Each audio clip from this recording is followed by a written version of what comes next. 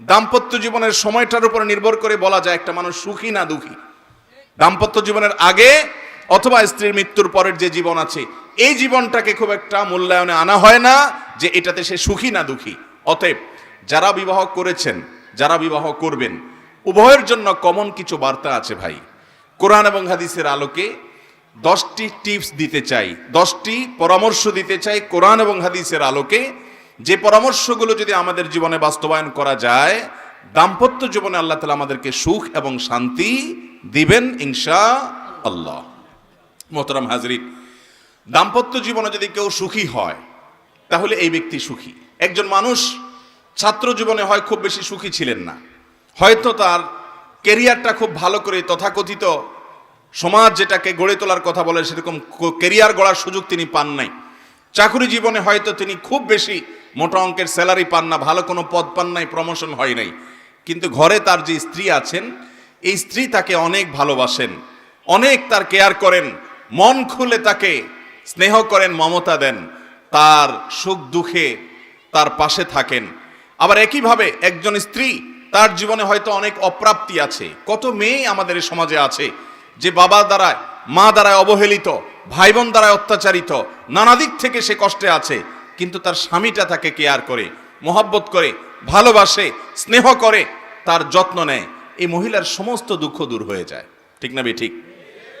তার বেঁচে থাকার একমাত্র অবলম্বন তার জীবন সঙ্গী। অতএব নবী করিম সাল্লাল্লাহু আলাইহি সাল্লাম যে বলেছেন, আদ-দুনিয়া কুল্লুহা মাতা ওয়া খায়রুল মাতা'আদ দুনিয়া আল মারআতুস সালিহা, উত্তম জীবন সঙ্গিনী দুনিয়াতে যত মানুষের আনন্দের মাধ্যম হতে পারে, সুখের উপকরণ হতে পারে, এর মধ্যে সবচেয়ে বড় সুখের উপকরণ, আনন্দের মাধ্যম হলো, তৃপ্তির জায়গা হলো একজন ভালো জীবন সঙ্গিনী। একই কথা মহিলাদের জন্য প্রযোজ্য, তার জীবনের সবচেয়ে বড় প্রাপ্তি হলো একজন ভালো জীবন সঙ্গী পাওয়া। ঠিক না ঠিক? দাম্পত্য জীবনে যদি কেউ দুঃখী থাকে তাহলে তার শিক্ষা জীবনে সে অনেক ভালো করেছে, সবগুলো ক্লাসে সে ফার্স্ট ক্লাস ফার্স্ট হয়েছে, অনেক ভালো রেজাল্ট করেছে, কর্মজীবনে মাশাআল্লাহ অনেক বড় অফিসার হয়েছে, অথবা অনেক বড় ব্যবসায়ী হয়েছেন, সফল উদ্যোক্তা হতে পেরেছেন, অনেক পয়সা কড়ি কামিয়েছেন, সমাজে অনেক সুনাম সুখ্যাতি আছে, কিন্তু বাসায় বিশ্বযুদ্ধ লেগেই থাকে। এই লোকটাকে সমাজ তো পরের কথা, আমরা কোনো মানুষ এমনকি সে নিজেও কখনো নিজেকে সুখী ভাবতে পারে? মোহতারাম হাজরিন, অতএব দুনিয়ার জীবনে যেটুকুন সুখ আছে সেটুকুন সুখ যদি ভোগ করতে চান তাহলে দাম্পত্য জীবনের সুখী হওয়ার পথে আপনাকে হাঁটতে হবে। আল্লাহ তাআলা আমাদের সবাইকে দাম্পত্য জীবনের সুখী হওয়ার তৌফিক দান করুন। বেশিরভাগ ওলামায়ে কেরাম, বেশিরভাগ হুজুররা দাম্পত্য জীবনে অনেক বেশি সুখী আলহামদুলিল্লাহ। এবং এই সুখের যে রহস্য আছে সে রহস্যটা আজকে ফাঁস করতে চাই কোরআন এবং হাদিস থেকে। নম্বর 1, প্রথম কাজ হলো জীবন সঙ্গী নির্বাচনে সঠিক সিদ্ধান্ত নিতে হবে। সুখী দাম্পত্য জীবনের জন্য সর্বপ্রধান শর্ত এটি। আপনার জীবন সঙ্গী, জীবন সঙ্গিনী কাকে বিবাহ করবেন এটা নির্বাচনে বিচক্ষণতার পরিচয় দিতে হবে। যুবকদেরকে বলছি, যৌবনের একটা ভ্রম আছে, যা দেখে সেটাতেই পাগল হয়ে যায় এবং মনে হয় যে একে পেলে আমি বোধহয় রাজ্যের সব সুখ আমার ঘরে তুলতে পারবো, আর একে যদি আমি হারিয়ে ফেলি, এর যদি কোথাও বিয়ে হয়ে যায় তাহলে আমার লাইফ পুরাই চুনা চুনা শেষ। এরকম একটা রোগ যুবকদের মধ্যে আছে না নাই? এটা ইবলিস সৃষ্টি করে। এটা কে সৃষ্টি করে? ইবলিস সৃষ্টি করে। এবং আমাদের সমাজে যে প্রবণতা আজকাল চলছে, আমি সব সময় বলি এবং এই কথা সমাজের আরো অনেকেই বলেন, যে আজকাল বিয়ে শাদী সাধারণত মানুষের সাথে মানুষের খুব কম হয়। বিয়ে হয় ময়দার বস্তার সাথে টাকার বস্তার। এক পক্ষ থাকে ময়দার বস্তা, আরেক পক্ষ থাকে টাকার বস্তা। অতএব ময়দার বস্তা খোঁজে, ময়দা না, টাকা না, বস্তা, মানে কত বেশি থাকে। ছেলে একেবারে দেখতে শুনতে কুশ্রী বিশ্রী, অনেক ফ্যাটি, সমস্যা, পড়ালেখা ভালো না, অনেক অসুবিধা, কিন্তু পয়সাটা আছে। মেয়ের বাবা রাজি, মেয়ের বাবা, সবাই না বেশিরভাগ। আর জাত বংশ কিছু থাকুক আর না থাকুক, আল্লাহর নাম রাসূলের হাদিসের কথা মুখ দিয়ে আসুক বা না আসুক, পড়ালেখা বা অন্য কোনো কিছু থাকুক আর না থাকুক, আটা আগা গোড়া একটা আটার বস্তা। সাজগোজ করে আটার বস্তা বানিয়ে ফেলেছে, সেটার জন্য ছেলেরা অস্থির এবং পাগল। ঠিক না ঠিক? মানুষ খোঁজা হয় কম, মেয়ের বাবাও মানুষ কম খোঁজে, ছেলের বাবাও মানুষ কম খোঁজে। ভাইরা আমার, আজকাল ঘরে ঘরে অশান্তির একটা অন্যতম প্রধান কারণ হলো এটি, জীবনসঙ্গী নির্বাচনে আমরা ভুল করি। নবী করিম সাল্লাল্লাহু আলাইহি সাল্লাম বলেছেন, ফাজফার বিজাতিদ দ্বীন। অনেক কিছু দেখেই মানুষ বিয়ে করে সমাজে, তুমি বিয়ে করবে দিনদারিতা দেখে। আল্লাহর শপথ করে বলছি, আল্লাহর শপথ করে বলছি, আল্লাহর শপথ করে বলছি, দাম্পত্য জীবনের সুখের মূল চাবিকাঠি এই জায়গাটা। যেই জীবনসঙ্গী, যে জীবনসঙ্গিনী তার খুঁটাটা এক জায়গায় গাড়া আছে, সে আল্লাহর কাছে নিজেকে সারেন্ডার করে ফেলেছে, আপনি তাকে ধরতে পারবেন, ধরার একটা জায়গা আছে। সে বেলাইনে যাবে, আল্লাহর নির্দেশ দেখাবেন, সে লাইনে আসতে বাধ্য হবে। সে উল্টাপাল্টা করবে, আল্লাহর নিষিদ্ধ আপনি কোরআন থেকে দেখাবেন, সে আসতে বাধ্য হবে, কারণ তার খুঁটা এক জায়গায় গাড়া আছে। আর যার খুঁটা কোথাও গাড়ায় নাই, সে প্রবৃত্তির গোলামি করে। আজকে আপনাকে ভালো লেগেছে, কালকে লাগবে না। অতএব আজকে আপনাকে কেয়ার করেছে, কালকে শত্রুতা করবে। এটাই বাস্তবতা। অতএব কোনো মেয়ের মধ্যে, কোনো ছেলের মধ্যে যদি আল্লাহর ভয় থাকে, তাকওয়া থাকে, ঈমান থাকে, নামাজ থাকে, দিনদারি থাকে, তার চাইতে বেটার কোনো জীবন সঙ্গী হতে পারে। ভাইরা আমার, আমরা বেশিরভাগ মানুষ এই জায়গাটা ভুল করে বসছি। মানুষের রূপ, মানুষের লাবণ্য, মানুষের শারীরিক সৌন্দর্য, মানুষের আর্থিক সঙ্গতি, এগুলো যেই কোনো মুহূর্তে আসে এবং যায়। বিশেষ করে রূপ লাবণ্যের যে বিষয়টি আছে, এটি একসময় হারিয়ে যায়, ঠিক না বেঠিক? যাদের রূপ লাবণ্য দেখে আপনি অস্থির হচ্ছেন, পাগলপরা হয়ে যাচ্ছেন, মা বাবাকে অসন্তুষ্ট করছেন, কোরআন হাদিসকে আপনি জলাঞ্জলি দিয়ে দিচ্ছেন, সেই রূপ লাবণ্য কি চিরকাল থাকে? চিরকাল থাকা তো পরের কথা, আপনার কাছেই কয়দিন পরে মাটি মনে হবে। কিন্তু মানুষের ব্যক্তিত্ব, তার পার্সোনালিটি, তার ব্যক্তিগত যে উন্নত চরিত্র মাধুর্য আছে, তার যে আমলের সৌন্দর্য আছে, তার যে ঈমান এবং তাকওয়া আছে, এই জিনিসটা যতদিন সে বেঁচে থাকবে আপনার জন্য উপভোগ্য হবে ইনশাআল্লাহ। অতএব সুখী দাম্পত্য যদি চান, তাহলে অন্য কিছু থাকুক বা না থাকুক, আমি রূপ লাবণ্য দেখে বিবাহ করতে নিষেধ করছি না, কিন্তু দিনদারিতার ক্ষেত্রে কোনো কম্প্রোমাইজ করা যাবে। আজকাল একটা ফিতনা শুরু হচ্ছে, সেটা হলো ময় মুরব্বী, এলাকাবাসী, বন্ধু বান্ধব, আত্মীয় স্বজনরা আপনাকে বলবে, মেয়ে নামাজ পড়ে না, কোরআন পড়তে জানে না, তো কি হয়েছে, তুমি মানুষ করে নিবা। বলে কি বলে না? আবার একই কথা মেয়েকে বলে। অনেক মেয়েরা আছেন দিনদার ছেলের সাথে বিয়ে বসতে চান, কিন্তু মা বাবা ওই যে টাকার বস্তা একটা ধরে নিয়ে এসে এরপরে বলে যে টাকার বস্তাটাকে তুমি আস্তে আস্তে নামাজি বানায় নিবা, সমস্যা কোথায়? তার মানে দুনিয়াটা আগে ঠিকঠাক থাকুক, এরপর আখিরাতটা টুকটাক যা আসে আসুক, ঠিক না বেঠিক? অথচ হওয়া দরকার ছিল যে তার মধ্যে টাকা পয়সা এগুলো এখন নাই, হয়ে যাবে এক সময়। আমি প্রায় সময় বলি, এই হুজুরদের বেশিরভাগ লাইফ একটু যদি আপনারা ঘাঁটেন, দেখবেন যে ওনাদের বিবাহের সময় ওনারা কেউই এত ভালো হালে ছিলেন না এখন যতটা আল্লাহ তাআলা ভালো অবস্থাতে রেখেছেন। অনেক আলেম ওলামা আছেন, আমি জানি যাদেরকে, যে হয়তো 2000-3000 টাকা 10 বছর 15 বছর আগে বেতন পাইতেন, কিন্তু অনেক বিচক্ষণ ফ্যামিলি তাদের সাথে মেয়ে বিয়ে দিয়েছেন, অথবা মেয়েকে ছেলের সাথে এরকম বিয়ে দিয়েছেন, অন্য কোনো যোগ্যতা নেই, তার ভিতরে আল্লাহর ভয় আছে, আলহামদুলিল্লাহ তারা সুখে আছেন। আর সম্পদ দেখে, বাহ্যিক রূপ লাবণ্য দেখে যারা হাবুডুবু খেয়েছেন, ঝাঁপ দিয়ে পড়েছেন, তাদের জীবনটা জ্বলন্ত জাহান্নামে পরিণত হয়েছে। এরকম ঘটনা হাজারো আমাদের সামনে আছে, ঠিক না বেঠিক? অতএব ভাইরা আমার, মুরব্বীদেরকে বলছি, বাবারা আমার, সন্তানকে বিয়ে করানোর সময় তার জীবন সঙ্গী, জীবন সঙ্গিনীর ক্ষেত্রে আল্লাহর ভয় আছে কিনা, এ আল্লাহকে চিনে কিনা, সে মানুষটা ভালো কিনা, তার ব্যক্তিত্ব আছে কিনা, এই জিনিসটা সবকিছুর উপরে প্রাধান্য দিবেন। তাহলে গাছ সেই ফল দিবে, বীজটা যেটা রোপণ করবেন। আপনি আনবেন হলো একটা আস্ত টাকার বস্তা বা ময়দার বস্তা, আর আশা করবেন সুখ শান্তি। না, ময়দা আর টাকা মানুষকে শান্তি দিতে পারে না। অতএব প্রথম কাজ হলো এটা, জীবন সঙ্গী নির্বাচনে ভুল করা যাবে। অন্য যা কিছু থাকুক না থাকুক, দিনদারি থাকতে হবে, তারপরে অন্য সবকিছু। নাম্বার 2, দ্বিতীয় কাজ হলো, দাম্পত্য জীবন এমন একটা জায়গা, আমি প্রায় সময় বলি, দাম্পত্য জীবনের শুরুটা হলো, উর্দুতে একটা কবিতা আছে, ইবতেদায়ে ইশক और इंतहाए इश्क बराबर नहीं होता है। বুঝেন? প্রেমের শুরু আর শেষ একরকম হয় না।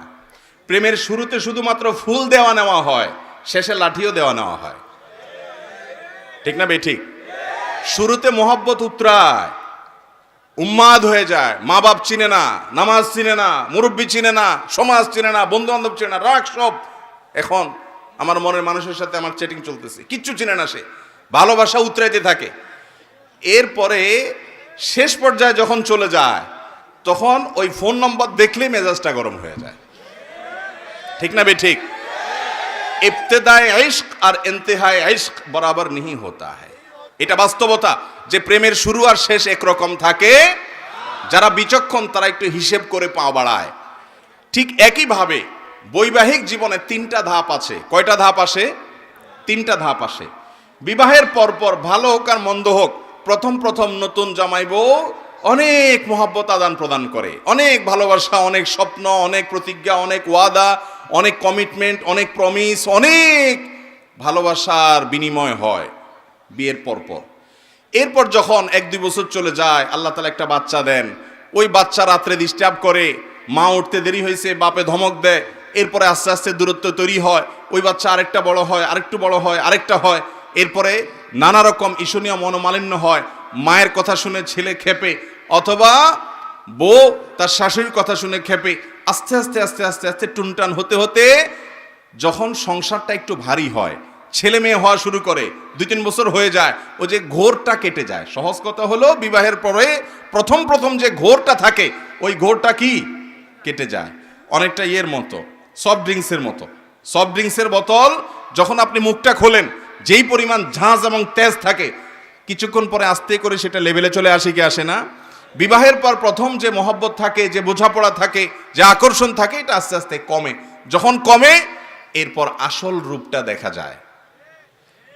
ওই যে মহব্বত উতরাইছিল একটু আগে বা কিছুদিন আগে, সেই মহব্বতের আসল রূপটা ছেলেও দেখতে পায়, মেয়েও দেখতে পায়। শুরু হয় এবার তুমুল আকারে ঝগড়া, ফাসাদ, গন্ডগোল। এটা বাস্তবতা হয়। এরপর বৈবাহিক জীবনের একেবারে শেষের দিকে যখন চলে যায়, তখন আবার ওই প্রথম সময়টা কিন্তু ফিরে আসে। অর্থাৎ বুড়া বুড়ি টোনাটুনির সাথে সম্পর্কটা খুব ভালো থাকে। আপনি আমাদের এই সমাজে জোয়ান জামাই বউ যেরকম মারামারি লেগে থাকে, গন্ডগোল লেগে থাকে, মুরব্বী চাচাদেরকে বুড়া বুড়ি এরকম গন্ডগোল লাগালাগি করে এবং চুলাচুলি করে, এরকম খুব বেশি দেখেন? একেবারেই নাই। ওই মাঝামাঝি পর্যায়ে যা হয় না হয়, শেষের দিকে আবার মহব্বত অনেক হয়। নদীর এপারে কিছুটা শান্ত, ওই পারে কিছুটা শান্ত, মাঝখানে উত্তাল তরঙ্গ। ওই তরঙ্গ দেখে অনেকে ভুল করে এবং তরি ডুবিয়ে দেয়, আর ওই কুল পর্যন্ত যেতে পারে না। আর যে বিচক্ষণ, সে জানে যে এরকম চড়াই উতরাই হবে দাম্পত্য জীবনে, বোঝাপড়ার গরমিল হবে, গন্ডগোল ফাসাদ হবে, এগুলোর সব ওভারকাম করতে হবে। একটা সময় আমার শান্তি আসবে। বিশেষ করে মা বোনদের একটা সমস্যা হলো যে পরের ঘর করতে গিয়ে নানা রকম ঝামেলা তৈরি হয়। তখন তারা কি করে, না এসব আর করবো না, আমি চলে যাই। এভাবে যে বেশিরভাগ মেয়ে পরবর্তীতে আফসোস করতে হয়। আর এই কারণে দাম্পত্য দ্বিতীয় মন্ত্র হলো সবর এবং শুকর। এই দুইটা অভ্যাসকে নিজের জীবনে আনতে হবে। যাদের মধ্যে সবর নেই, যাদের মধ্যে কৃতজ্ঞতা নেই, এরা কখনো দাম্পত্য জীবনে সুখী হতে পারে। দাম্পত্য জীবনের সুখের অন্যতম মূল মন্ত্র হলো সবর করা। কারণ দুই ফ্যামিলির দুইজন মানুষ একত্রে সংসার করবে, এক ছাদের নিচে থাকবে, জীবন কাটাবে, সব কিছু ব্যাটে বলে কিয়ামত পর্যন্ত কোনো দিনই হবে। আপনি আমি কে? নবী করিম সাল্লাল্লাহু আলাইহি সাল্লামের সাথে, তার স্ত্রীদের সাথে, উম্মুল মুমিনিনদের সাথে ছোটখাটো বিষয় নিয়ে মান অভিমান হয়েছে না হয় নাই? বহুত হয়েছে। এবং সে মান অভিমানটা আমাদের মতো না, তাদের মতো করে হয়েছে। কারণ স্বামী স্ত্রী একসাথে দাম্পত্য জীবনে যখন সময় কাটাবে, তাদের মধ্যে বোঝাপড়ার গরমিল হবে। এই সময়টাতে দরকার হয় সবর করা। মনে রাখবেন, ইবাদতের অনেক বড় একটা পার্ট হলো সবর এবং ধৈর্য। আল্লাহ কোরআনে বলেছেন, ইন্নামা ইউআফাস সাবিরুন আজরাহুম বিগাইরি হিসাব। যাদের পুরস্কার আল্লাহ তাআলা কোনো হিসাব করে দিবেন না, তারা হলো যারা সবরকারী, ধৈর্যকারী তারা। অতএব দাম্পত্য জীবনে ধৈর্য থাকতে হবে। স্বামী অনেক উল্টাপাল্টা করবে, সবর করতে হবে। মনে করতে হবে এর চাইতে অমানুষও পৃথিবীতে আছে। আবার স্ত্রী অনেক উল্টাপাল্টা করবে, সেক্ষেত্রেও সবর করতে হবে। মনে করতে হবে যে এর চাইতে অমানুষ অনেক আছে, এবং নিজেকে সান্ত্বনা দিতে হবে। অনেক ক্ষেত্রে কৌশলী হইতে হবে। বিশেষ করে দাম্পত্য জীবনে কৌশল ছাড়া আপনি সুখী হতে পারবেন না। আশরাফ আলী থানভী রহমতুল্লাহ আলাইহি একটা ঘটনা বলেছেন সম্ভবত একবার, যে ওনার কাছে এক ব্যক্তি এসে বলল, হুজুর আমার বাসায় যে মহিলা আছে, আমার স্ত্রী, এই ভদ্র মহিলা আমি বাহির থেকে গেলেই কোনো কারণ ছাড়া অযথাই আমার উপরে সে চড়াও হয় এবং খুব বাজে ব্যবহার করতে থাকে। আমি আপনার ওয়াজটা শুনে একটু সবর করার চেষ্টা করি, কিন্তু কত পারা যায়, পারি না।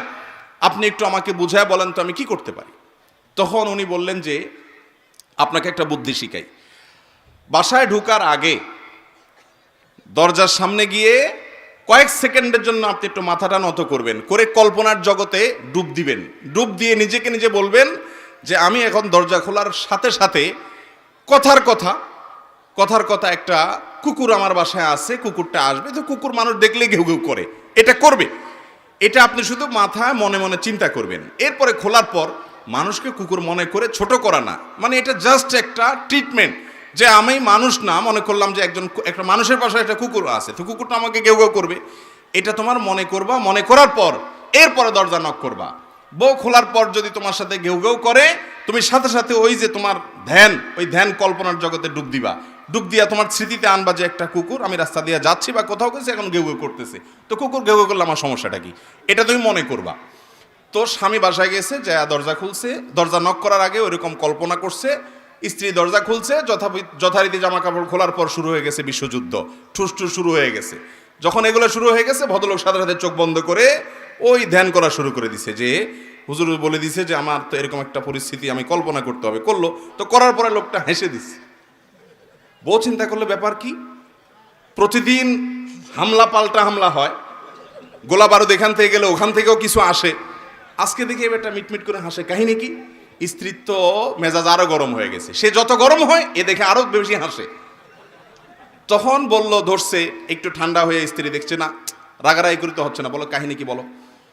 স্বামী তো বলে না, একটা পর্যায়ে বলে দিছে যে আসলে হুজুর আমাকে এটা শিখাই দিছে, এরপর থেকে আমার কাছে তোমার এসব রাগ ঝাগ বকা ঝকা এগুলো সব আমার কাছে একেবারে পান্তাবাদের পানি মনে হয়, আমার বরং আরো হাসি আসে। এর পরদিন থেকে আর ওই ভদ্রলোক বাড়িতে ঢুকলে বউ বেচারা ঝগড়া করতে গেলেও আবার গলা থেকে ফেরত চলে যায়, কারণ ঝগড়া করলেই তো কল্পনায় সে অন্য কিছু হবে। এ কথা শুধু মহিলাদের জন্য বলছি, মা বোনদের রাগ করার কোনো কারণ নাই। একই কথা পুরুষদের বেলায়ও হতে পারে। অনেক পুরুষ আছে এরকম ছেঁচড়ার মতো গেউ গেউ করে কি করে না, তো তাদের বেলায় যদি মহিলারা এই একই পদ্ধতি অ্যাপ্লাই করেন, ইনশাআল্লাহ অন্তত ওই গেউটা থামানোর জন্য ওষুধের কাজ দিবে। তো খোলাসা কথা হলো, সবর থাকতে হবে। রাগ হলে পাল্টা রাগ দাম্পত্য জীবনে কখনো সুখ আসার কারণ হয় না। দাম্পত্য জীবনে স্বামী হোক আর স্ত্রী হোক, ধৈর্য ধারণ করতে না পারলে কখনো শান্তি পাওয়া যায়, ধৈর্য ধারণ করতে হয়। নবী করিম সাল্লাল্লাহু আলাইহি ওয়াসাল্লাম জীবনে অনেক ঘটনা ঘটেছে, এর আগে আমি একাধিকবার বিভিন্ন জায়গায় বলেছি।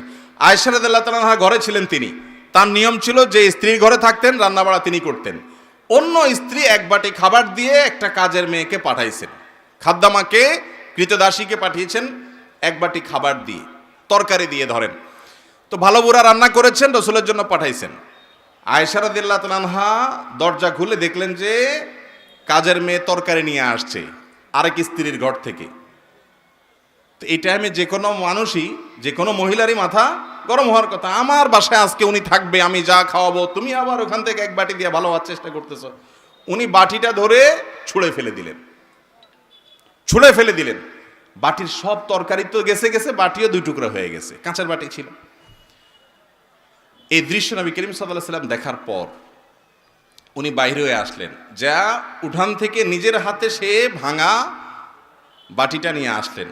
আনার পর একই শেপের একই ধরনের আরেকটা বাটি এই ঘরেও ছিল, আসলে তার ঘরে, ওই খালি বাটিটা নিয়ে কাজের মেয়ের হাতে দিয়ে বললেন, এটা নিয়ে ওই বাসায় চলে যাও এবং খবরদার মুখে তালা, এখানে কি ঘটেছে এর কোনো কথা বলা যাবে না, শুধু বাটিটা সেখানে ফেরত দিবা। ওখানে বাটিটা ফেরত দিছি। যিনি পাঠিয়েছেন তিনি মনে করেছেন যে কি, যে তরকারি রেখে কত সুন্দর করে ধুয়ে সাফ করে আবার বাটিটি দিয়েছে, তিনি অনেক খুশি। এই হাদিস বর্ণনা করার পর কোন মুহাদ্দিস, কোন হাদিস বিশারদ, কোন হাদিসের শেষে এটুকু অতিরিক্ত বর্ণনা করতে পারেন নাই যে নবী করিম সাল্লাল্লাহু আলাইহি ওয়াসাল্লাম আয়েশা রাদিয়াল্লাহু আনহাকে ডেকে দুই চারটা ধমক দিয়েছেন। আপনি আমি যদি হইতাম এই জায়গায়, আর কিছু না হোক, বোর্ড দিকে তাকায়া অন্তত বিরক্তির সুরে এটুকু তো বলতাম যে এটা কাজ করলা, তুমি বাটিটা ভেঙে ফেললা, তুমি তরকারি না নিতে বাটিটা ভেঙে ফেললা। নবী করিম সাল্লাল্লাহু আলাইহি ওয়াসাল্লাম একটি কথাও বলেছেন বলে কোনো বর্ণনায় পাওয়া যায় না। দাম্পত্য জীবনে শান্তি আসার জন্য স্ত্রীর অনেক কিছুকে হজম করা শিখতে হয় স্বামীর, আবার একইভাবে স্বামীর অনেক কিছুকে হজম করা শিখতে হয় কার? স্ত্রীর। আজ আমাদের সমাজ ব্যবস্থায় ভোগ ভোগ ভোগ, ত্যাগের কোনো নাম নিশানা নেই, যার কারণে সবর কেউ কাউকে প্রতি করতে রাজি না। দাম্পত্য জীবনের শান্তির জন্য এই সবর এবং শুকর যা আল্লাহ তাআলা দিয়েছেন সেটার উপরে শুকরিয়া আদায় করার মানসিকতা থাকতে হবে, না হলে কোনোদিনই আপনি শান্তি পাবেন না। নাম্বার 3 নম্বর হলো স্বীকৃতি দিতে হবে। ভালোটার কি দিতে হবে? স্বীকৃতি। আল্লাহ তাআলা পৃথিবীতে এমন একজন মানুষও তৈরি করেন নাই যে মানুষের মধ্যে ভালোর কোনো লেশ নাম নিশানা কিছুই নেই। যত খারাপ মানুষই হোক তার মধ্যে ভালো কোনো না কোনো গুণ অবশ্যই আছে এবং থাকবে। আপনার স্ত্রী, সে মানুষটা খারাপ, কিন্তু দেখবেন হয়তো তার রান্নাটা ভালো, অথবা তার চরিত্রটা ভালো, অথবা তার চেহারাটা ভালো, অথবা তার অন্য কোনো দিকটা ভালো, অবশ্যই কোনো না কোনো ভালো দিক তার মধ্যে আছে। একইভাবে একজন মহিলা তার স্বামীকে যত খারাপ মনে করুন, ওনার যদি অর্থনৈতিক দিক থেকে দুর্বলতা থাকে, অলস কিসিমের মানুষ হয়, তার চরিত্রটা হয়তো ভালো। অনেক স্বামীর চরিত্র ভালো নাই, পয়সা কড়ি ভালো আছে, আবার চরিত্রটা যদি খারাপ হয় হয়তো তার হক আদায়টা করে, এক্ষেত্রে ত্রুটি করে না, অথবা অন্য কোনো না কোনো দিক থেকে গুণ আছে। একেবারে কোনো গুণ নাই এমন কোনো মানুষ আল্লাহ সৃষ্টি করেন নাই। দাম্পত্য জীবনে, বৈবাহিক জীবনে যদি শান্তি পেতে চান, তাহলে স্বামী হলে স্ত্রী, স্ত্রী হলে স্বামীর ভালো গুণগুলো আবিষ্কার করার চেষ্টা করতে হবে। নবী করিম সাল্লাল্লাহু আলাইহি ওয়াসাল্লাম এই পলিসি বাতলাইছেন। তিনি বলেছেন, তুমি তোমার জীবন সঙ্গিনীর কোনো কর্মে যদি অসন্তুষ্ট হও, তার অনেক কাজ আছে যেগুলো তুমি সন্তুষ্ট হতে পারো, তুমি সেগুলোর কল্পনা করবে, ধ্যান করবে, চিন্তা করবে, দেখবে যে তোমার দুঃখ কষ্ট হয়ে এগুলো দূর হয়ে যাবে এবং তার ব্যাপারে তোমার প্রশান্তি আসবে। দাম্পত্য জীবনে বেশিরভাগ ঘরে সংসারে অশান্তি হয় তখন যখন স্বামী তার স্ত্রীর কোনো কিছুর মূল্য দিতে রাজি না, স্ত্রী তার স্বামীর কোনো কিছুর স্বীকৃতি দিতে রাজি না। অনেক মহিলা আছে স্বামীকে সারাদিন দৌড়ের উপর রাখে, তোমার মতো মানুষ দুনিয়াতে আছে? তোমার মতো পাগল ছাগল দুনিয়াতে আছে? আমার কপালে যে কি হলো, এরকম কপাল পড়া দুনিয়াতে কয়টা মহিলা আছে? সামনে এগুলো বলে, কিন্তু স্বামী যখন চলে যায় অন্যদের সামনে, বিশেষ করে বাপের বাড়ির লোকদের সামনে যখন কথা বলে, তখন গল্প দেয় এমন ভাবে যেন তার স্বামীর মতো এরকম যোগ্য পুরুষ, এত ভালো মানুষ দুনিয়াতে আর দ্বিতীয়টা আছে না? নাই এরকম একই কথা অনেক পুরুষের আছে, যে সামনে দেখা যায় দুনিয়ার বউকে তাচ্ছিল্য করে, তুচ্ছ করে, ছোট করে, কিন্তু বাইরে যায় ঠিকই নিজের ভাবটা জাহির করার জন্য গল্প দেয়। আছে না নাই? এটা হলো একজন ফাসিক মানুষের চরিত্র। ইমানদারের চরিত্র হলো দাম্পত্য জীবনে একে অন্যের সামনে তার স্বীকৃতি দিবে, ভালো গুণটা বলবে, তাতে ইনশাল্লাহ তার মধ্যে সংশোধন আসবে। বিশেষ করে স্ত্রীদের ব্যাপারে পুরুষদের প্রশংসা করার মতো কার্যকর কোনো ঔষধ আর দ্বিতীয়টা নেই। নিয়মিত যদি বউয়ের হাতে ভালো বুড়া রান্না খেতে চান, নিয়ম করে, রুটিন করে, সিস্টেম করে, একদম ডায়েরি মেনটেন করে প্রশংসা করেন, আপনি নিশ্চিত থাকেন ইনশাআল্লাহ আপনার দিনকাল অন্তত এই ক্ষেত্রে ভালো যাবে। ঠিক না বে ঠিক? যে সমস্ত স্বামী বউদের রান্নার দোষ ধরে, বাহিরে খেয়ে এসে বাসায় গল্প দেয়, এদের কপাল খারাপ। এরা ভবিষ্যতে ওই বউয়ের হাতে ভালো বুড়ো খাওয়ার সম্ভাবনা খুব ক্ষীণ। আর ভালো হোক মন্দ হোক, যতক্ষণ পর্যন্ত আপনি পরিতৃপ্তির কথা জাহির করবেন, অবশ্যই কোনো ভালো দিক আছে, একটু প্রশংসা করবেন, দেখবেন ইনশাআল্লাহ দিনটা ভালো যাবে। বিশেষ করে স্বীকৃতি, এটা মানুষ চায়। দাম্পত্য জীবনে বেশিরভাগ মানুষ স্বীকৃতি দিতে চায় না। স্বামী হলে স্ত্রীর, স্ত্রী হলে স্বীকৃতির, স্ত্রী হলে স্বামীর। যতটুকু পাইছেন ততটুকু স্বীকৃতি দিবেন, তাহলে ইনশাআল্লাহ দাম্পত্য জীবনে সুখ শান্তি আসবে। নাম্বার 4 নম্বর হলো, স্বামী স্ত্রী প্রত্যেকের কিছু কনসার্নের ইস্যু আছে, কিছু ইস্যুতে তার খুব কষ্ট হয়, সেই ইস্যুগুলোকে আমলে আনা। যেমন মহিলাদের একটা বিষয় আছে, তাদের বাপের বাড়ির কাউকে নিয়ে যদি আপনি একটু দুর্নাম করেন, যে তোমার ভাইটা অমানুষ, অকর্মা, তোমার বাপটা এরকম, তোমার বোনটা এরকম, তাহলে শেষ। হয়তো উপর দিয়ে কিচ্ছু বলবে না, শুনে আপনার সাথে তাল মিলাবে, হওয়া তুমি ঠিকই বলছো, কিন্তু পরবর্তীতে ঠেলা আপনি সুদে আসলে বুঝবেন। ঠিক না বে ঠিক? আপনি যদি শ্বশুর বাড়ির লোকদের শুধু তারিফ করেন, তাদের ভালো গুণগুলা শুধু বলেন, সারাদিন বলেন যে আমার শালা মাশাল্লাহ, তোমার বোনটা এরকম মাশাল্লাহ, সে বদনামি করবে, আপনি বলবেন না না না তুমি কি বলতেছো, তার দোষের চাইতে গুণ অনেক বেশি মাশাল্লাহ। উল্টা বরং এক কাঠি সামনে আগাবেন, দেখবেন যে স্ত্রী আপনার কথায় উঠবে বসবে, যা বলবেন সব করতে রাজি হবে, কিন্তু তার বাপের বাড়ির মানুষের বদনামি করতে পারবেন। অনেক পুরুষরা এই জায়গাটা ভুল করে। ঠিক একইভাবে আবেগের মূল্য দেওয়া। ডক্টর খন্দকার আব্দুল্লাহ জাহাঙ্গীর রহমাল্লাহ একটা কথা বলতেন, উনি বলতেন যে মহিলাদেরকে আল্লাহ রাব্বুল আলামিন প্রচুর পরিমাণ আবেগ দিয়ে সৃষ্টি করেছেন। তাদের মধ্যে যত আবেগ আছে আমাদের পুরুষদের মধ্যে এত আবেগ নাই। আবেগ বেশি কেন? কারণ সারাদিন কাজ করেছে, অনেক রাত হয়েছে ঘুমাইতে ঘুমাইতে, এরপরও রাতে একটু চোখটা শুধু লেগে আসছে আর বাচ্চাটা পেশাব করে দিস, সব ভেসে গেছে, অথবা চিৎকার করে কেঁদে উঠছে। মা হিসাবে তার ঘুম ভেঙে উঠে যেতে হয়। যেই মা ঘুম পাগলে মা, ঘুম ছাড়া কিচ্ছু বুঝে না, এই রকম মাও ওই শিশুর কান্নার আওয়াজে ঠিকই ঘুম ভেঙে যায়। বাপ বিরক্ত হয়ে কই মাছের মাথা চাবানোর মতো এরকম করতে করতে উঠে হয়তো আরেক রুমে চলে যায়, মা ঠিকই বাচ্চা নিয়ে পড়ে থাকে। কিসের ভিত্তিতে পারে? তার মধ্যে আবেগ আছে। তার মধ্যে কি আছে? আবেগ আছে, ভালোবাসা আছে, আপনার চাইতে বেশি আছে। যার বুকে আবেগ বেশি থাকে ওই ব্যক্তির রাগটাও এরকম তাড়াতাড়ি হয়। অতএব স্ত্রীর রাগগুলোকে হজম করার মানসিকতা থাকতে হবে, কারণ সে বুক ভর্তি ভালোবাসা দিয়ে আপনার সন্তানদের মানুষ করছে। আবেগ অনেক বেশি আছে, এজন্য রাগটাও একটু বেশি। হজম করার চেষ্টা করতে হবে। দাম্পত্য জীবনে তার কষ্ট হয় এরকম কোনো বিষয় করা যাবে না। একই কথা মহিলাদের জন্য প্রযোজ্য, যে স্বামী কোন কথা একটু খেপে। অনেক পুরুষ আছেন তার মায়ের কোনো দোষ ধরলে তার মেজাজটা গরম হয়ে যায়, তার ভাই বোনের কোনো দোষ ধরলে মেজাজটা গরম হয়ে যায়, অথবা মানুষের সামনে কিছু বললে মেজাজটা গরম হয়ে যায়। তার কোন জিনিসটাতে রাগ বেশি হয় সেই জিনিসগুলোকে আমলে নিয়ে সেগুলোকে মূল্যায়ন করে সেগুলো থেকে বেঁচে থাকার চেষ্টা করতে হবে। নাম্বার 5, এই যুগে সংসারে অশান্তির অন্যতম কারণ হলো সোশ্যাল মিডিয়ার অ্যাক্টিভিটিস। সোশ্যাল মিডিয়ার অ্যাক্টিভিটিস, ফেসবুক ইউটিউবে বুঁদ হয়ে বইয়ের দিকে তাকানোর সময় নেই, মনোযোগ দেওয়ার সময় নেই। আপনি ফেসবুকে ইটিস পিটিস করতেছেন অন্যদের সাথে, লাইক কমেন্ট গুনতে গুনতে দিন যাচ্ছে, বইয়ের সাথে কথা বলার সময় নাই। একই কথা মহিলার জন্য প্রযোজ্য। মহিলা দেখা যাচ্ছে যে ওই সিরিয়াল দেখতে দেখতে শেষ, স্বামী আসছে, দরজা খুলে দিছে, বসো, আর সে দেখে আছে ওইদিকে। এই যে মহিলারা টেলিভিশন এবং মহিলাদের মধ্যে সোশ্যাল মিডিয়ার এডিকশন আজকাল বেড়েছে, পুরুষদের মধ্যেও। এটার নিয়ন্ত্রণ যদি কেউ করতে না পারে তার দাম্পত্য জীবনের শান্তি কখনো আসবে। নেক্সট সুরাতে ধোকা হয়, সেটা হলো অনেকে দাওয়াতের কাজ করে, ইসলাম প্রচারের কাজ করে, সারাদিন দুই হাতে উনি ইসলাম প্রচার করতেছে, বইয়ের দিকে একটু তাকাচ্ছে না, একটু কথা বলছে না, তার সুবিধা অসুবিধাগুলো জানছে না। এগুলো আজকাল সংসারগুলোতে অশান্তি হওয়ার অন্যতম বড় কারণ হলো এই সোশ্যাল মিডিয়ার এডিকশন। এটাকে নিয়ন্ত্রণ করতে না জানলে সাংসারিক জীবনে কখনো শান্তি আসবে। অতএব ভাইরা আমার, বাসা বাড়িতে কোনো গ্যাঞ্জাম নিয়ে ঢুকবেন না। অফিস আদালতের যত ঝামেলা আছে দরজার বাইরে ফেলে রেখে বাসায় ঢুকবেন। আর মহিলারাও বাসার কোনো গ্যাঞ্জাম স্বামী বাহির থেকে আসলে পেশ করবেন না, নিজেকে ফ্রেশ হিসাবে পেশ করবেন। ইনশাল্লাহ দাম্পত্য জীবনে শান্তি আসবে। এরপরে 6 নম্বর হলো অন্যের মুখে দাম্পত্য জীবনের সুখে থাকার মিথ্যা গল্প শুনবেন না, বিশ্বাস করবেন না। বেশিরভাগ ফ্যামিলিতে দেখা যায় যাদের সাংসারিক জীবনে অশান্তি আছে, মহিলাকে অন্য মহিলা ফুসলায়, বলে যে আপা তোমার স্বামী এরকম, আমার স্বামী তো এরকম এরকম, গল্প দেয়।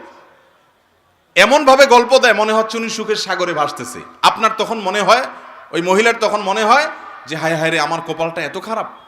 আবার একইভাবে ওই পুরুষকেও কিছু মানুষরূপী শয়তান আইসা ওয়াসওয়াসা দেয়, আইসা বলে যে ইস, আপনার জীবনে কত সুন্দর মেয়ে আসতো, কি আসলো এটা আপনার কপালে, খ্যাত, কিচ্ছু বুঝে না, কোনো স্মার্টনেস নাই, না রান্না বাড়া বুঝে না, কিচ্ছু বুঝে, আপনি কত স্মার্ট মানুষ মাশাআল্লাহ। আবার এই ইবলিসি মন্ত্রণাগুলো বেশিরভাগ বিপরীত লিঙ্গ থেকে আসে। বিপরীত লিঙ্গ থেকে কেমন আমি বলি, মহিলাকে হয়তো পাশের ঘরের দেবর, বাসুর বা অন্য কোনো পুরুষ এসে খোঁচা, বলে আপা ভাবি আরে তোমার জীবনটা শেষ হয়ে গেল, একটা অমানুষের সাথে জীবনটা পার হয়ে গেল, তোমার দেখলে খুব মায়া হয়, আমার খুব খারাপ লাগে। আবার একই কথা ওই পুরুষকে তার অফিসের হয়তো মহিলা কলিগ বলে যে ভাবিকে আপনার সাথে মানায় না, আসলে খুব স্যাড। আছে না নাই? এগুলা দেখতে মানুষ হলে এগুলো মূলত ইবলিস। এগুলো মূলত কি? যারা বোকা তারা এই ইবলিসীয় মানুষরূপী ইবলিসদের কুমন্ত্রণা শুনে মনে করে হারে আসলেই তো আমি তাইলে অনেক কষ্টে আছি, সে মনে অনেক সুখে আছে। যেই বেটা এই গল্প দিয়েছে ওর সংসারে যে পরিমাণ অশান্তি হয়, যে পরিমাণ বিশ্বযুদ্ধ লেগে থাকে, ও অনেক বড় শেয়ানা। আপনার কাছে এমন ভাবে সাজে যেন তাদের দাম্পত্য জীবনে খুব বেশি সুখী। আপনি আপনার বউয়ের সাথে ডেইলি যতবার চুলাচুলি করেন তার 3 গুণ কমপক্ষে ওর বাসায় হয়, কিন্তু সে আপনার সামনে ভাব ধরে এমন। তো এই ব্যাপারে বিচক্ষণতার পরিচয় দিতে হয়। মনে রাখবেন অনেক হাসি খুশি, ভেতরে ত্রাস হয়ে যাচ্ছে আপনি জানেন না। এই জন্য অন্যের সুখ দেখে বা সুখের মিথ্যা গল্প শুনে বেশিরভাগ নারী পুরুষরা বেশিরভাগ স্বামী স্ত্রীরা ধোঁকায় পড়ে যায়, এটা যেন না হয়। 7 নম্বর হলো ক্ষমা করতে শিখতে হবে ভাই। দাম্পত্য জীবনে ক্ষমা করা ছাড়া কোনো বিকল্প, নারী পুরুষ উভয়ের ভুল হবে, দুইটা পাতিল একসাথে থাকলে টুনটান লাগবেই, সমস্যা হবেই, গ্যাঞ্জাম হবেই, কিন্তু আপনাকে ক্ষমা করা শিখতে হবে। আল্লাহ তাআলা কোরআনে কারিমে বলেছেন যে আল্লাহ তাআলা ক্ষমাশীলকে ভালোবাসেন। আল্লাহ তাআলা মানুষকে যারা ক্ষমা করে তাদেরকে পছন্দ করেন। আপনি যদি চান যে আল্লাহ আপনাকে পছন্দ করুক, আপনি তাকে ক্ষমা করা শিখতে হবে। অনেক পুরুষ আছে বলে যে না, আমার মাথা অনেক নষ্ট, মাথা অনেক গরম হয়ে গেছে, আমি এটা কোনোভাবে ছাড় দিতে রাজি না। এগুলো যখন বলে তখন তিনি নিজেকে খুব পুরুষ পুরুষ মনে করে, আসলে এটা আদা মহিলা। আবার একইভাবে অনেক মহিলাও আছে যখন তেড়া হয় এমন শক্ত হয় যেন তিনি দুনিয়ার কোনো কিছু ছাড় দিবেন না। এগুলো সবগুলো হলো ভুল ভাইরা আমার। দাম্পত্য জীবনে একে অন্যকে ক্ষমা করা শিখতে হয়, যে ঠিক আছে যা হয়েছে হয়েছে, আমি মাফ করে দিলাম। এই উদারতা দেখাইতে পারলে শান্তি আসবে, আর না হলে শান্তি আসবে না। আপনি নিজের ভিতরে ক্ষোভ জিয়ে রাখবেন, কষ্টটা আপনার হবে, ক্ষমা করে দিবেন, ফ্রেশ টেস্টটা আপনার আসবে ইনশাআল্লাহ। 9 নম্বর হলো আল্লাহর কাছে দোয়া করতে হবে। কি করতে হবে ভাই? দোয়া করতে হবে। সূরা ফুরকান আয়াত নম্বর 74 জীবনের তরে পড়বেন। যারা বিবাহ করেন না এখনো, যুবকরা এখন থেকে পড়েন। আমার বুঝজ্ঞান হওয়ার পর থেকে এই আয়াত যেদিন আমি জানছি, ওর পর থেকে আজও পর্যন্ত, বিয়ে পর্যন্ত তো কন্টিনিউয়াসলি পড়তেছি, এরপরেও পড়ি।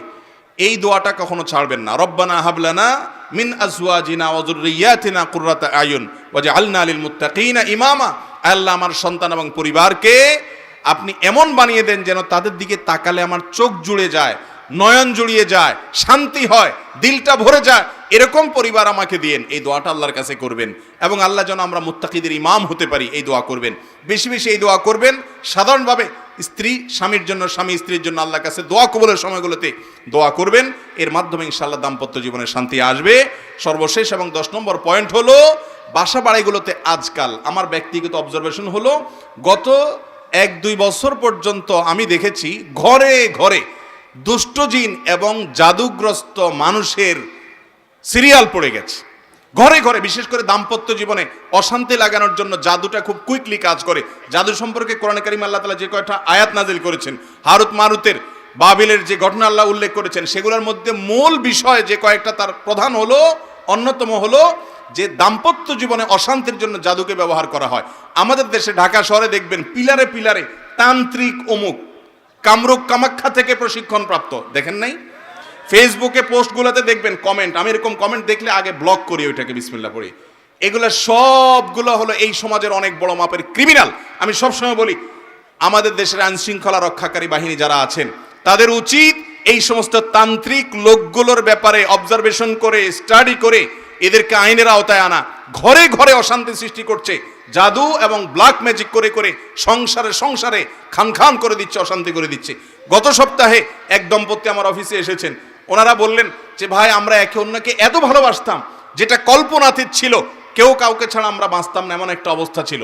আর এখন মহিলাও বলতেছে যে ওনাকে দেখলে আমার মনে হয় যে গায়ে আগুন জ্বালাই দিছে কেউ, আর স্বামীও বলতেছে একই অবস্থা আমার হয়। এই ধরনের ঘটনা একটি নয়, আমার কাছে অহরহ আসছে, যে দিনরাত পরিবর্তন হয়ে গেছে। বিশেষ করে অনেক হিংসুক শাশুড়ি আছেন, ননদ আছেন, দেবর আছেন, জাওর আছেন এবং প্রতিবেশী আছেন, এমনকি অনেক সময় আপন ভাই বেরাদারও আছে। তারা এই সমস্ত তান্ত্রিক কবিরাজের কাছে গিয়ে ব্ল্যাক ম্যাজিক করায়। এর কারণেও দাম্পত্য জীবনে অশান্তি হয়। এর হাত থেকে বাঁচার জন্য নিয়মিত সকাল সন্ধ্যার দোয়াগুলো পড়বেন। সূরা বাকারা নিয়মিত তেলাওয়াত বাসায় চালু করে রাখবেন, এবং শোয়ার সময় 3 কুল পড়ে হাতে ফু দিয়ে গা মুছে তারপরে শোবেন। এগুলো সবগুলো হাদিসে শেখানো আমল। এবং বিশেষভাবে স্পেশালি আপনি সকাল সন্ধ্যার দোয়াগুলো পড়বেন। বাসা বাড়িতে কয়েকটা কাজ করবেন। বাসা যতবার ঢুকবেন বিসমিল্লাহ পড়ে ঢুকবেন, বের হবেন বিসমিল্লাহ পড়ে বের হবেন। টয়লেটে যাবেন বিসমিল্লাহ ভুলে যাবেন না। টয়লেট হলো দুষ্ট জিনের, শয়তানের আখড়া। অতএব টয়লেটের দরজা কখনো, বাসার ভিতরে টয়লেট অ্যাটাচ থাকলে খোলা রাখবেন না, দরজা বন্ধ করে রাখবেন। কোনো ছবি টাঙিয়ে রাখবেন না। এগুলো সবগুলো শয়তানের অন্যতম আখড়া হয়ে থাকে। এই সবগুলো থেকে যদি পরিচ্ছন্ন রাখতে পারেন, ইনশাআল্লাহ দুষ্ট জিন এবং শয়তান এবং ব্ল্যাক ম্যাজিক থেকে আল্লাহ তাআলা হেফাজতে রাখবেন। এই 10টা পয়েন্ট যদি মাথায় রেখে আমলে আনতে পারেন, ইনশাআল্লাহ আল্লাহর উপরে ভরসা রেখে বলতে পারি, দাম্পত্য জীবনটা আপনি উপভোগ করবেন। আপনার ঘরটা জীবন্ত জান্নাত হবে, এবং জান্নাতি সুখ আপনি আপনার দাম্পত্য জীবনে পাবেন ইনশাআল্লাহ। আবার জীবন সঙ্গী নির্বাচনে দিনদারিতা দেখেই নির্বাচন করতে হবে, অন্য কোনো কিছুকে প্রাধান্য দেওয়া যাবে না। নাম্বার 2, সবর এবং ধৈর্য ধারণ করা শিখতে হবে, শুকর করা শিখতে হবে। সবর ছাড়া কখনো দাম্পত্য জীবনে শান্তি আসবে না। হজম করা শিখতে হবে, ফুটফাট রাগ করা যাবে না, নিয়ন্ত্রণ করা শিখতে হবে নিজেকে। নাম্বার 3, নিজের জীবন সঙ্গীর ভালো কাজগুলোর প্রশংসা করা শিখতে হবে। যত বেশি স্বীকৃতি দিবেন, যত বেশি প্রশংসা করবেন, আপনার দুর্বলতা থাকলেও আপনার জীবন সঙ্গী মাফ করবে। উদারতা দেখে তার ভালো লাগবে, স্বীকৃতি দেওয়া শিখতে হবে। নাম্বার 4, স্বামী স্ত্রী একে অন্যের দুর্বলতার জায়গাগুলো, বিশেষ করে যে বিষয়গুলোতে তিনি সিরিয়াস হয়ে যান, কষ্ট পান, সেগুলোকে আমলে নিতে হবে, কনসার্নের জায়গাগুলোকে আমলে নিতে হবে এবং তার আঘাত হয় এমন কোনো কাজ কথা করা যাবে না। নাম্বার 5, সোশ্যাল মিডিয়া এবং ফেসবুক ইত্যাদি ব্যবহার করেন, কিন্তু এটা নিয়ন্ত্রণ করতে হবে। বোর সামনে বসে ঘন্টাকে ঘন্টা আপনি এগুলো টিপতেছেন, বেচারি সেজেগুজে বসে আছে, অথবা আপনার স্বামী বাহির থেকে অনেক আশা ভরসা করে এসেছে, আপনার সাথে খুনসুটি করবে, সময় কাটাবে, কথা বলবে, আপনি বসে আছেন ফেসবুকে, আপনি বসে আছেন ইউটিউব নিয়ে ব্যস্ত। এগুলো আমাদের সাংসারিক জীবনে অশান্তির অন্যতম প্রধান কারণ। যারা এগুলোর ম্যানেজমেন্ট জানে না, নিয়ন্ত্রণ করতে জানে না, তাদের দাম্পত্য জীবনে শান্তি আসে না।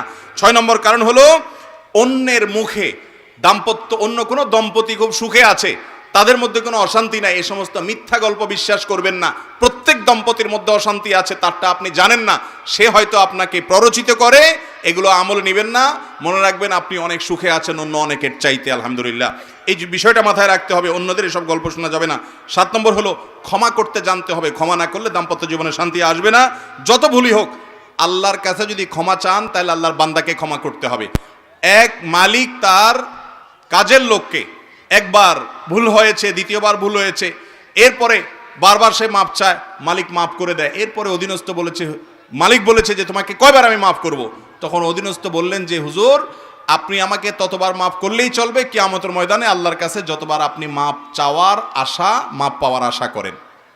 ঠিক একইভাবে আমরা কেউ ফেরেশতা না ভাই, অসংখ্য ভুলভ্রান্তি আছে। আমার স্ত্রী ভুল করেছে, আমার স্বামী ভুল করেছে, আমি তাকে ক্ষমা করা শিখতে হবে। ক্ষমা না করতে পারলে শান্তি পাবেন না। নাম্বার 8 নম্বরটা মিস হয়েছে আগে। 8 নম্বর হলো চাহিদা নিয়ন্ত্রণ করতে হবে, চাহিদাকে কন্ট্রোল করতে হবে। চাহিদা যদি কন্ট্রোল করতে না পারেন, শান্তি কখনো আসবে না। দুনিয়াতে নির্মল সুখ কেউ পায় না। অনেক মহিলারা এসে বলে হুজুর আমার স্বামীটা অমানুষ, আমার শ্বশুরটা অমানুষ। আমি বলি ভাই, আল্লাহ তাআলা এই পৃথিবীতে আপনাকে যে কষ্টে রেখেছেন, এই কষ্টের একটা এন্ডিং আছে, এর একটা শেষ আছে। মৃত্যু হয়ে গেলে শেষ হয়ে যাবে, অনন্ত অসীমকালের শান্তি। আল্লাহ যদি আপনাকে খারাপ শাশুড়ি দিয়ে, খারাপ শ্বশুর দিয়ে, খারাপ স্বামী দিয়ে, খারাপ স্ত্রী দিয়ে পরীক্ষা নেয়, আপনি যদি হজম করতে পারেন আর এর বিনিময়ে যদি অনন্ত অসীমকালের জান্নাত পেয়ে যান, তাহলে এটা কি লস প্রজেক্ট না লাভের প্রজেক্ট? অতএব চাহিদাকে কন্ট্রোল করতে হবে। বেশিরভাগ স্বামী স্ত্রী এই চাহিদা লাগামহীন হওয়ার কারণে এরকম অশান্তি হয়। আপনি আপনার স্ত্রীর কাছ থেকে যে চাহিদা, সেই চাহিদাকে আপনি কমান, স্বামীর কাছে যে চাহিদা সেটা আপনি কমান, শান্তি আসবে ইনশাআল্লাহ। 9 নম্বর হলো আল্লাহর কাছে দোয়া করবেন দাম্পত্য জীবনে সুখ শান্তির জন্য। আর 10 নম্বর হলো শয়তান এবং ব্ল্যাক ম্যাজিক, দুষ্ট জিনের যে প্রভাব বাসা বাড়িতে হয়, এগুলো থেকে নিয়ন্ত্রণ করার আমলগুলো করবেন। এই কাজগুলো করলে ইনশাআল্লাহ আল্লাহ তাআলা আমাদের দাম্পত্য জীবনে সুখ শান্তি দিবেন। আল্লাহ তাআলা আমাদের সবাইকে দাম্পত্য জীবনে সুখী হওয়ার, মানুষ হওয়ার এবং আনন্দময় জীবন উপভোগ করার তৌফিক আল্লাহ তাআলা আমাদের সবাইকে দান করুন। যে ব্যক্তি দাম্পত্য জীবনে যত বেশি সুখী, সেই ব্যক্তি আল্লাহর কাছে তত বড় মুত্তাকি ইনশাআল্লাহ, যদি তার অন্যান্য বিষয়গুলো সব ঠিক থাকে। অতএব আল্লাহ তাআলার কাছে আমরা সবাই সুখী দাম্পত্য জীবন চাই কি চাই না? অতএব এই আমলগুলো আমরা করার চেষ্টা করব। আল্লাহ আমাকে, আপনাকে, আমাদের সবাইকে আমল করার তৌফিক দান করুন। জাযাকুমুল্লাহ ওয়া আখিরু দাওয়ানা আলহামদুলিল্লাহি রাব্বিল আলামিন।